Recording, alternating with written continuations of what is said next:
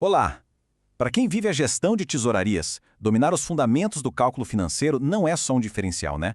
É, na verdade, a base de tudo, o alicerce para qualquer decisão estratégica. E é exatamente isso que a gente vai fazer aqui: destrinchar esses conceitos, transformar a teoria em ferramenta prática para o dia a dia. E para guiar a nossa conversa, a gente vai se basear no primeiro capítulo do livro Cálculo Financeiro das Tesourarias. É um material que organiza de forma muito clara os princípios por trás das operações que movimentam o mercado todos os dias. O nosso roteiro é bem direto ao ponto. A gente começa assentando as bases, falando de capital e fluxo de caixa. Depois, a gente coloca o motor para funcionar, que são os juros. E aí vamos entender as regras do jogo: capitalização simples versus composta. E para fechar, a gente vê como tudo isso se aplica na vida real do mercado brasileiro. Muito bem, vamos lá. Para a gente poder construir um raciocínio financeiro que seja sólido de verdade, a primeira coisa é garantir que todo mundo esteja falando a mesma língua. Então essa primeira parte é para isso: colocar os tijolos fundamentais, o alicerce de tudo que a gente vai conversar. E para a gente montar essa linguagem, vamos começar com os dois substantivos principais. Pensa neles como os protagonistas da história.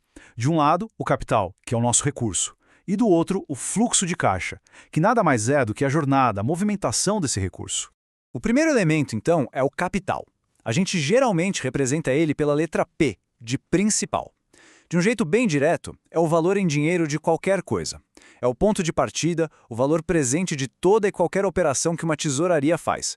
O segundo elemento é o fluxo de caixa. E aqui, gente, não tem segredo. O nome já diz tudo. É simplesmente o registro de toda a movimentação desse capital, o dinheiro que entra e o dinheiro que sai, dentro de um certo período. E olha, essa imagem aqui ilustra o conceito de um jeito genial. Seta para baixo é uma saída de caixa, um investimento, um pagamento. Seta para cima é uma entrada, um resgate, um recebimento. Pode parecer simples, mas essa é a representação mais poderosa que um gestor de tesouraria tem para acompanhar o tempo e a direção do dinheiro. Bom, até agora a gente falou do que é o dinheiro e de como ele se move. Mas a grande questão em finanças é: o que acontece com o valor desse dinheiro quando o tempo passa? E a resposta para isso nos leva ao verdadeiro motor do mercado, ao verbo da nossa linguagem financeira: os juros. Juros, na sua essência, nada mais são do que o aluguel do dinheiro. É isso. É o preço que se paga ou que se recebe por usar um capital por um tempo. Matematicamente falando, é só a diferença entre o valor que se tem lá no futuro e o valor que se aplicou no começo. Vamos colocar isso em números para ficar bem claro.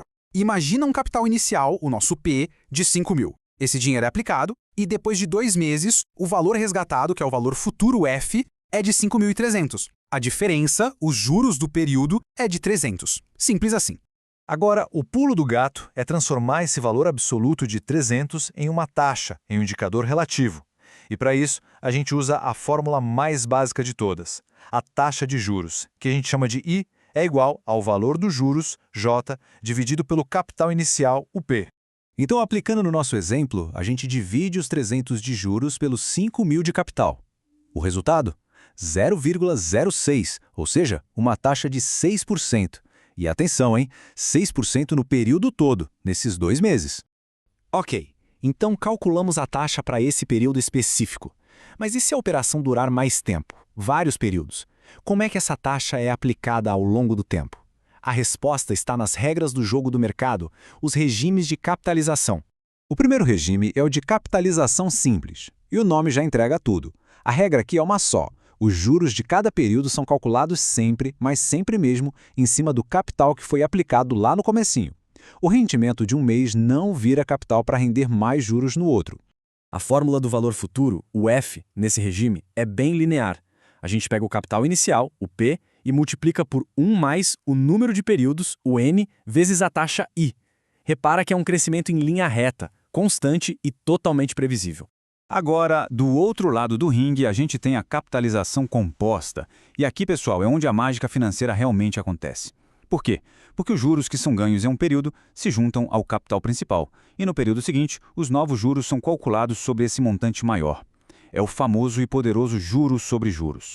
Essa comparação aqui deixa a diferença gritante. De um lado, juros simples. A base de cálculo é sempre a mesma, o crescimento é uma linha reta. Do outro, juros compostos.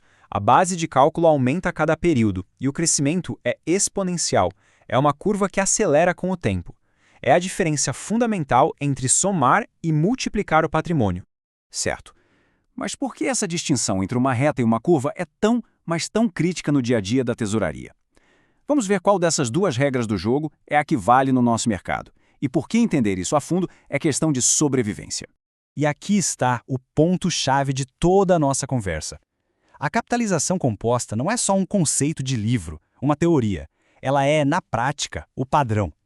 É a linguagem universal do mercado financeiro aqui no Brasil.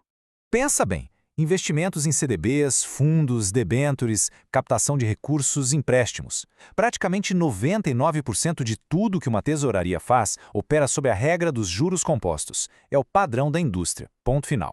Isso nos deixa com uma provocação final para levar para a prática.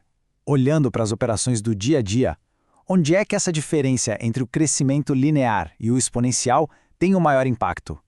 Onde ela é mais decisiva? Porque identificar esses pontos pode ser a chave para otimizar resultados e gerar muito mais valor.